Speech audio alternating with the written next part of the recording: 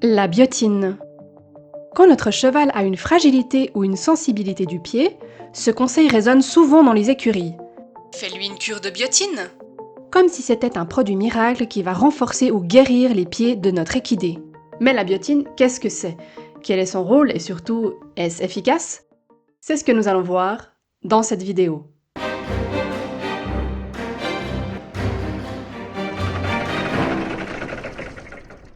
La biotine, c'est une vitamine. En plus, ça rime. Appelée également vitamine B8 en France et dans certains pays francophones, vitamine B7 dans la plupart des pays, notamment en Allemagne et dans les pays anglo-saxons, vitamine H qui est l'ancienne appellation encore souvent utilisée, ou encore coenzyme R. Est-ce que c'était pas possible de faire encore plus compliqué? Si ça vous va, on va continuer à l'appeler la biotine. Biotine, c'est très bien. Quel est son rôle? La biotine a divers rôles dans l'organisme, mais celui qui va nous intéresser, c'est celui-ci. Le renforcement des ongles et des cheveux. Chez les chevaux, la biotine a un rôle de production et de renforcement de la corne du sabot. Où trouve-t-on cette biotine? Les chevaux obtiennent cette vitamine de deux manières. Par sa synthétisation dans leur tube digestif et par l'alimentation. La plupart des vitamines hydrosolubles, dont la biotine, est synthétisée dans le gros intestin. D'après cette littérature, le cheval semble être capable d'utiliser ces vitamines de sorte qu'un complément alimentaire n'est nécessaire que dans certaines circonstances. Mais, si la qualité des bactéries présentes dans le gros intestin est altérée par des antibiotiques à large spectre ou d'autres traitements qui perturbent la flore intestinale, alors l'intestin du cheval produira moins de biotine. C'est également valable pour les chevaux qui mangent beaucoup de céréales, chez qui la fermentation des fibres est moins importante dans l'intestin, beaucoup de paille et de foin récoltés tardivement, et pour les vieux chevaux dont la quantité microbienne dans l'intestin peut être diminuée. Le reste des besoins en biotine est apporté dans l'alimentation, notamment par du fourrage frais de bonne qualité, par la luzerne, l'avoine et le tourteau de soja par exemple. D'après le site Certivet, les carences en biotine sont rares. Mais pour les chevaux qui prennent facilement du poids, on va justement chercher à leur donner des aliments plus pauvres, comme du foin tardif et de la paille. Il est donc important de vérifier que ces chevaux n'aient pas de carence, en biotine ou autre. Cet article précise également: les besoins en vitamines peuvent être affectés par un certain nombre de facteurs, notamment l'âge, la quantité d'exercice et l'état reproducteur, c'est-à-dire si les femelles sont gestantes ou allaitantes. Cependant, beaucoup sont également influencés par l'état de santé de l'individu, comme on l'a déjà vu, et notamment celui des reins et du tractus gastro-intestinal. Le besoin d'une supplémentation en vitamines peut également dépendre de facteurs externes, tels que le type et la qualité de l'alimentation, ça aussi on en a déjà parlé, et l'accès à la lumière du soleil. Aujourd'hui, de nombreux chevaux n'ont pas accès à un fourrage vert de bonne qualité toute l'année, et un supplément en vitamines est donc souvent nécessaire. Relativement peu de recherches ont été menées sur les besoins en vitamines du cheval, en particulier sur les quantités nécessaires non seulement pour prévenir ou corriger les symptômes de carence, mais aussi pour favoriser la croissance, la santé et la performance. En bref, un cheval en bonne santé et avec une bonne alimentation n'a en principe pas besoin d'un complément en biotine. Donc, si votre cheval a des pieds en mauvais état, mais qu'il est autrement en bonne santé et qu'il reçoit une bonne alimentation, la biotine ne risque pas de l'aider. Mais voyons si la recherche scientifique nous donne des données plus concrètes. Commençons par ce poster, relié par l'IFCE, sur l'impact d'une complémentation en biotine sur la qualité et la pousse de la corne chez le cheval. L'étude semble montrer qu'un apport en biotine augmente la pousse de la corne. Mais si on se penche sur les résultats, l'augmentation de la pousse est de 8% pour les antérieurs des chevaux sous biotine et de 15% pour les postérieurs. Ce n'est pas une augmentation très flagrante. On notera d'ailleurs que l'étude n'a été menée que sur 20 chevaux, ce qui est trop peu pour en tirer des résultats concluants. C'est malheureusement souvent le cas pour la recherche sur les animaux. Elle coûte cher et avoir beaucoup d'animaux de grande taille qui vivent exactement dans les mêmes conditions pour ne pas fausser les résultats, c'est très compliqué. Ici, comme les groupes sont petits, les chercheurs auraient pu d'abord vérifier s'il existait des différences avant la prise de biotine. Dans une période donnée, on calcule la longueur de la pousse de la corne de chaque groupe et on les compare entre elles. Y aurait-il eu également une différence de 8 et 15% sans biotine? De plus, l'étude n'a pas été très bien menée. Certains examens n'étaient pas comparables entre eux. Ils ont voulu analyser la locomotion, mais des problèmes de boiterie n'étaient pas nécessairement liés aux pieds. Et l'étude aurait mérité de durer plus longtemps. Donc allons voir s'il y a d'autres études qui vont dans le même sens que celle-ci. Et si elles sont mieux menées? Voyons cette étude menée sur l'incroyable nombre de 8 poneys. Les animaux traités avaient un taux de croissance de la corne du sabot 15% plus élevé. On retrouve nos 15%, mais là encore, on a très peu d'individus et ce n'est pas une étude avec une bonne qualité méthodologique. Passons à cette étude menée sur les lipisans.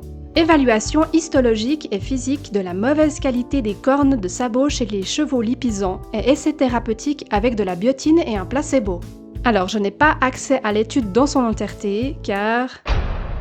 non merci. Bon, on a quand même accès au résumé, donc voyons voir. On a 42 individus. C'est pas encore ça, mais c'est un tout petit peu mieux. Les chevaux avaient pour beaucoup des sabots de modérément à sévèrement abîmés de base. Alors avaient-ils des problèmes d'alimentation avant l'étude ? Après 19 mois de traitement à la biotine, la qualité de la corne a montré une amélioration légère mais significative.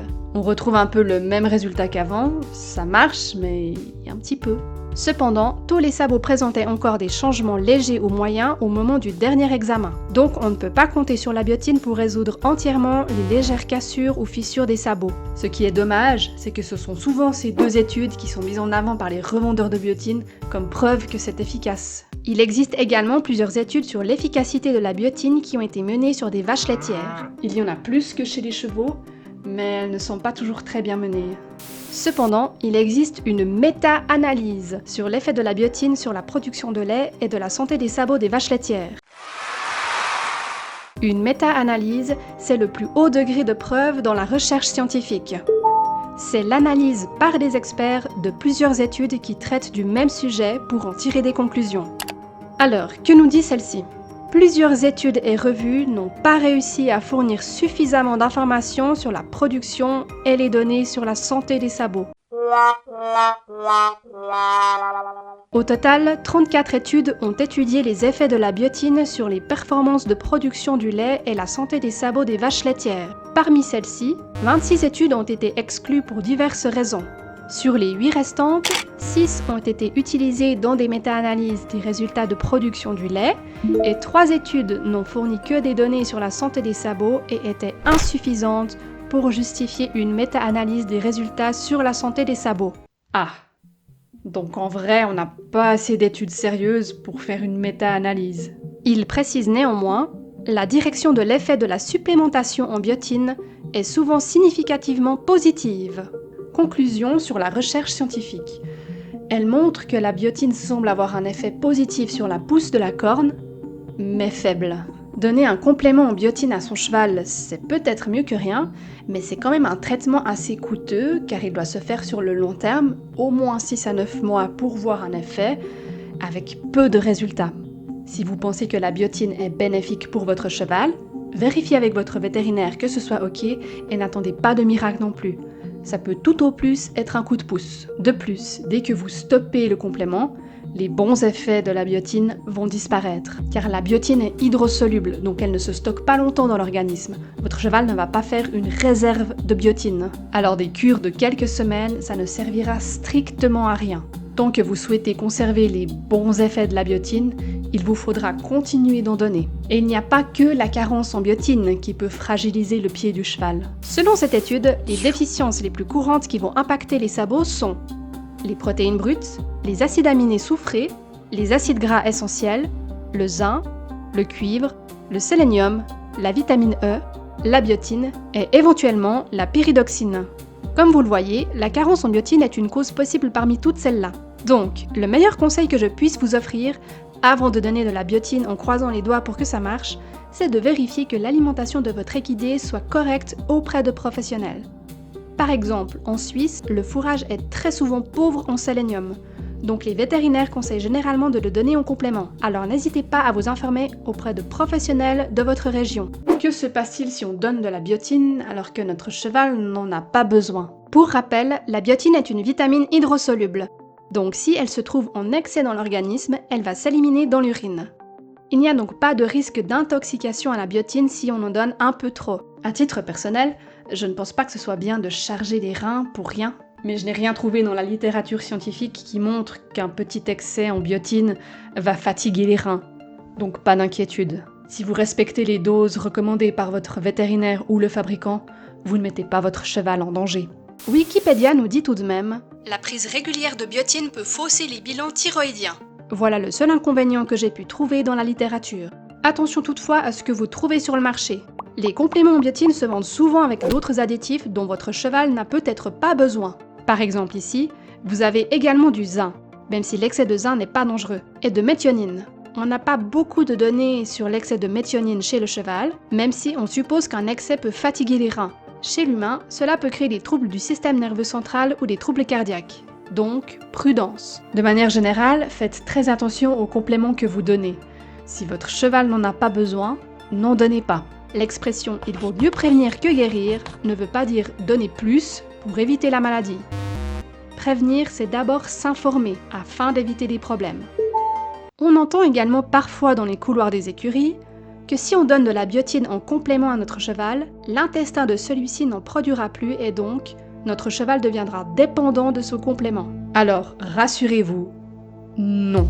La biotine synthétisée dans l'intestin est produite par l'activité microbienne de la flore intestinale du cheval. Celle-ci ne s'arrêtera aucunement par l'apport de biotine en complément. Donc, pas d'inquiétude à ce sujet, votre cheval ne risque pas de devenir dépendant au complément de biotine. Pour résumer, la biotine est une vitamine hydrosoluble. Les chevaux en bonne santé en synthétisent une partie dans leur intestin. Ils trouvent le reste dans leur alimentation, pour autant que celle-ci soit de bonne qualité. Les compléments en biotine peuvent augmenter la production de la corne du sabot, mais les résultats sont très légers. La biotine n'est pas stockée dans l'organisme. Une cure sur une courte durée n'apportera aucun résultat. Il n'y a pas de risque de toxicité ou d'accoutumance à la biotine en complément. Il est fort probable que votre équidé ait d'autres carences que la biotine en cas de pied en mauvaise santé. Celle-ci peut également venir d'un problème environnemental ou génétique. Demandez l'avis de votre vétérinaire. Alors je sais, mon discours est un peu saoulant. Ça aurait été plus simple que je vous dise un problème au sabot, un peu de biotine, et c'est réglé. Mais je ne suis pas là pour vous rassurer avec des mensonges. L'important est de connaître la vérité et de ne pas se laisser séduire par le marketing de ces compléments alimentaires qui nous promettent monts et merveilles. Alors prenez de la distance avec ce qu'on vous raconte sur internet et n'oubliez jamais de lâcher la bride à votre réflexion. N'hésitez pas à commenter cette vidéo en restant respectueux des avis et croyances de chacune et chacun.